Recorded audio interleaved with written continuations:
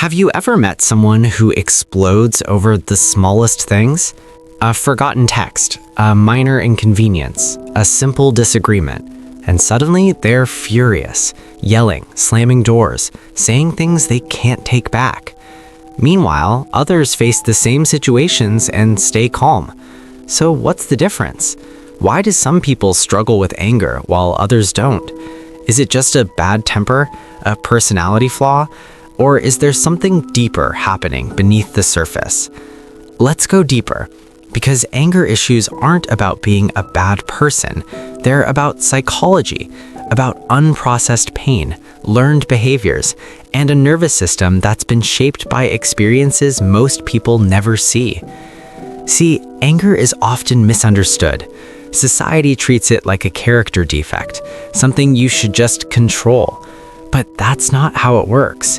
Because for people with anger issues, the anger isn't the problem, it's the symptom. And beneath that symptom is a complex web of trauma, fear, and survival mechanisms. 1. The wounded child. For many people with anger issues, the roots go back to childhood. Maybe they grew up in a home where anger was the only emotion allowed, where sadness was weakness, where fear was met with punishment. So they learned early on that anger was safe.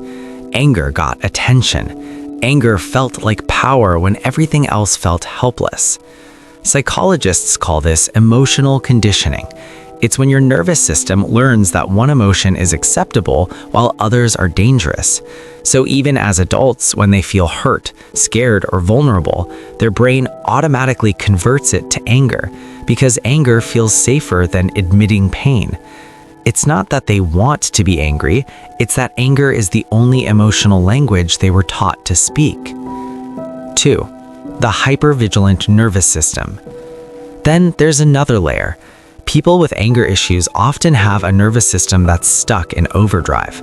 Psychologists call this hyperarousal. It's when your body is constantly scanning for threats. Your heart rate is elevated. Your stress hormones are high. Your brain interprets neutral situations as dangerous. And when you're living in that state, everything feels like an attack. A simple comment becomes criticism. A delay becomes disrespect. A mistake becomes betrayal. Not because you're irrational, but because your nervous system is wired for survival. And in survival mode, anger is a defense mechanism. It's your body trying to protect you from a threat that may not even be real. 3. The unprocessed trauma. But sometimes the anger goes even deeper. Many people with anger issues are carrying unprocessed trauma. Maybe they experienced abuse, neglect, or betrayal. Maybe they were hurt by someone they trusted, and that pain never got addressed. It just got buried. Psychologists have found that unresolved trauma doesn't disappear. It lives in your body, in your nervous system, and it comes out sideways, often as anger. Because when you can't process grief, shame, or fear, your body finds another way to release it, and anger is the path of least resistance. It's not that they're choosing to be angry, it's that the anger is carrying years of pain they were never given the tools to process. 4. The control paradox. Here's something most people don't realize. People with anger issues often feel deeply out of control, and the anger is their attempt to regain it. Think about it. When you're angry, you feel powerful. You feel like you're taking up space. You feel like you matter. But beneath that anger is often a person who feels powerless. Maybe they grew up without autonomy. Maybe they've been hurt by people they couldn't stop. Maybe they feel invisible in their own life. And anger becomes the one thing that makes them feel seen. Psychologists call this reactive control. It's when you use aggression to create a sense of power in situations where you feel helpless. But here's the paradox. The more you use anger to control others, the more out of control you actually become. Because anger isolates you. It pushes people away. And eventually, you're left with even less power than you started with. 5. The shame spiral. Then there's the aftermath. Most people with anger issues feel intense shame after an outburst. They see the damage they caused, they hear the things they said, they watch people pull away, and they hate themselves for it. But that shame doesn't fix anything. In fact, it makes it worse, because shame is another emotion they don't know how to process. So it builds up, and the next time they're triggered, the anger explodes even harder. Psychologists call this the shame-rage cycle.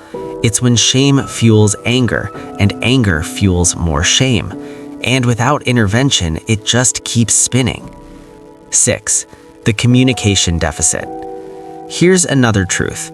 People with anger issues often lack the skills to communicate what they actually feel. They don't know how to say, "I'm hurt." They don't know how to say, "I feel disrespected." They don't know how to say, "I'm scared." So instead, they say it with anger, because anger is the only way they know how to express that something is wrong. Psychologists have found that anger is often a secondary emotion. It's what shows up on the surface, but underneath there's usually something more vulnerable: fear, pain, insecurity, sadness. But if you were never taught how to name those feelings, you can't communicate them, so anger becomes your voice. 7. The biological component. But let's talk about something people rarely mention. Biology plays a role too. Some people are genetically predisposed to higher levels of aggression. Their brain chemistry is different. They have lower serotonin levels, which regulate mood. They have higher levels of testosterone or cortisol, which increase reactivity. Psychologists studying anger have found that genetics account for 40 to 50% of temperament. That doesn't mean anger issues are inevitable, but it does mean some people have to work harder to regulate their emotions than others.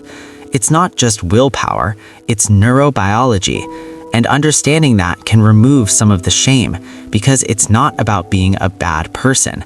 It's about having a brain that processes emotions differently. 8.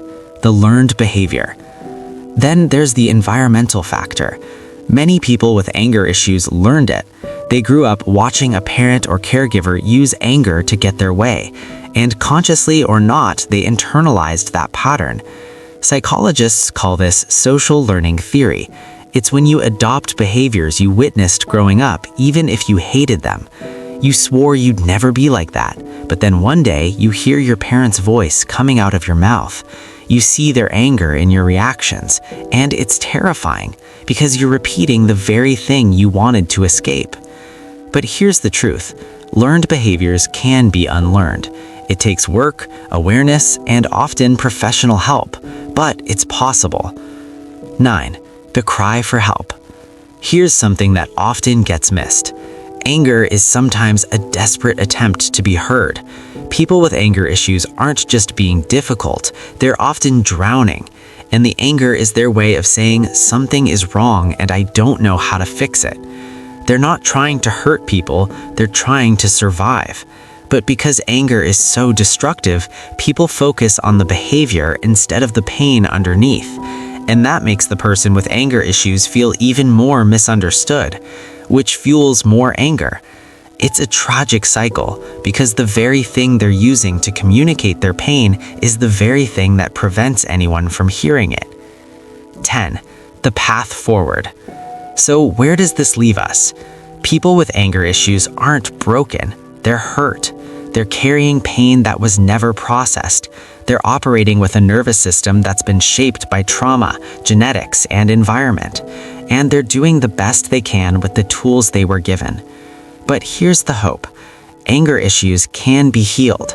It starts with understanding the root cause, not just managing the symptom, but addressing the wound. Therapy, especially trauma-informed therapy, can help. Learning emotional regulation skills can help. Building self-awareness can help. Understanding your triggers can help. And most importantly, practicing self-compassion can help. Because shame keeps you stuck, but compassion creates space for change. The people who heal from anger issues aren't the ones who stop seeing themselves as monsters and start seeing themselves as wounded people who deserve healing. And that shift changes everything. So here's my question for you. When was the last time you looked beneath the surface of someone's anger and asked what pain they might be carrying? That's what understanding does. It doesn't excuse the behavior, but it explains it. And if this made you see anger differently, subscribe, because every week we explore the hidden psychology behind behaviors that seem simple but are deeply complex. The channel where you actually understand yourself and others. See you in the next one.